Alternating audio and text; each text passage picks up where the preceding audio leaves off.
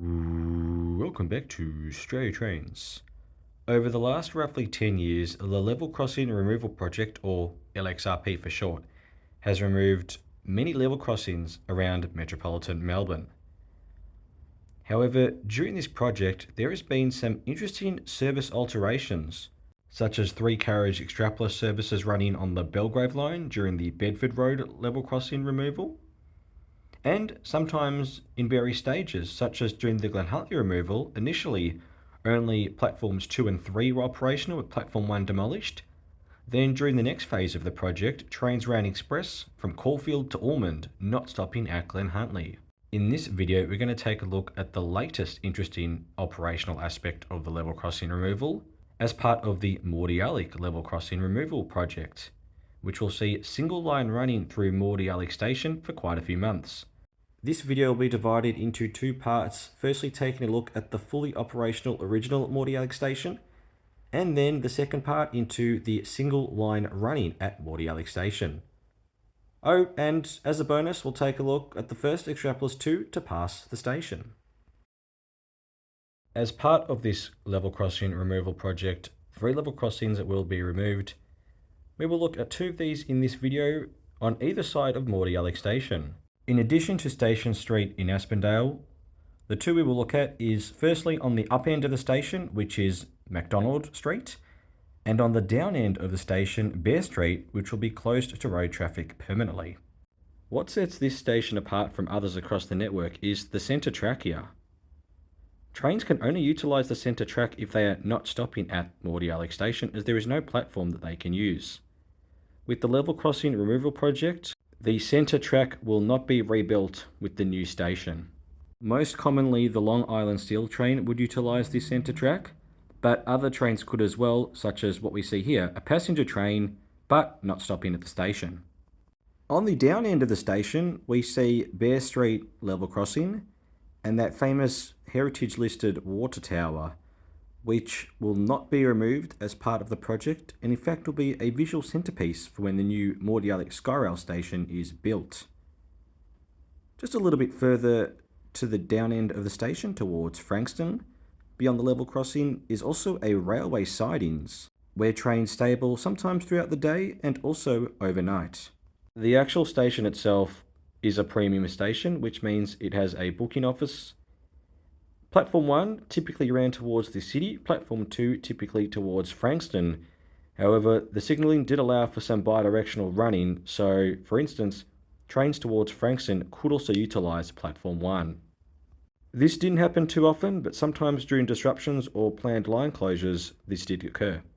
Here is my favourite footage of the old operational station that I was able to capture. In 2023, a 3-carriage Comenge running a Frankston service. Listen how the Bear Street boom gates activate as the Comenge is arriving into the platform.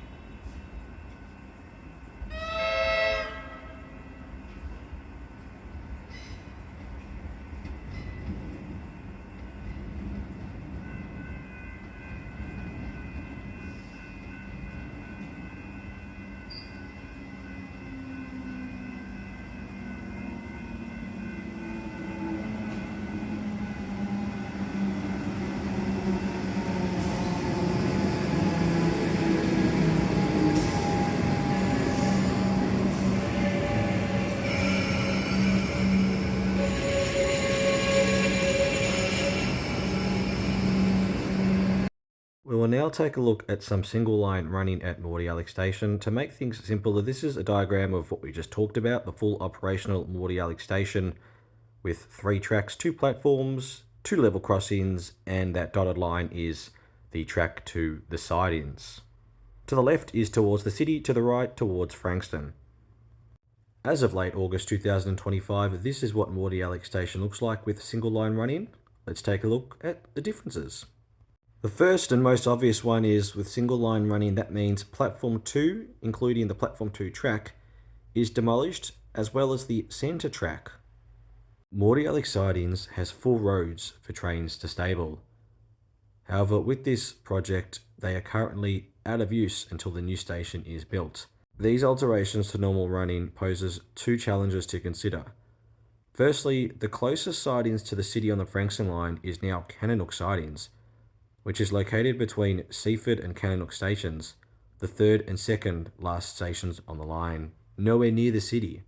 The other is only one train can utilise the single track at a time.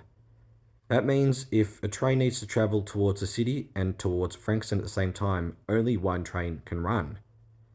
Therefore, when you've got something a little bit longer or an extra train, such as a goods train like we see here being the Long Island Steel, trains towards the city will have to wait for this entire goods train to pass.